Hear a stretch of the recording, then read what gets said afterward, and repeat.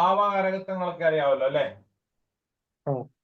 നാലാം ഭാവം ഒന്നാം ഭാവത്തെ ബന്ധപ്പെട്ടാൽ, നാലാം ഭാവം ഒന്നാം ഭാവത്തെ ബന്ധപ്പെട്ടാൽ 4 ആ ഭാവത്തിലെ ഏതെങ്കിലും ഒരു കാരകത്വം പറയണം. നാലാം ഭാവത്തിലെ എന്തെങ്കിലും ഒരു കാരകഫലം പറ.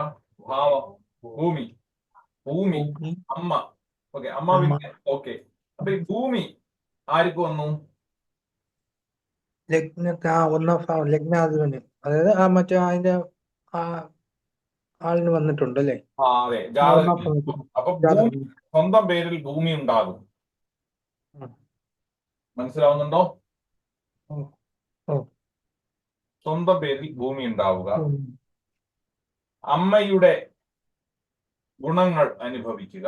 നാലാം ഭാവം വാഹനമല്ലേ? വാഹനം സ്വന്തം പേരിൽ വരിക. മനസ്സിലായോ?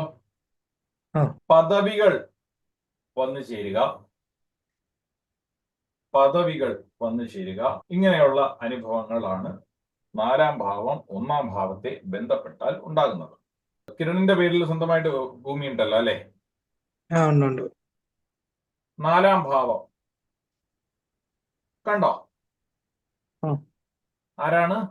ഹസ്ബൻഡിലോട് ആരാണ്? ബുധൻ.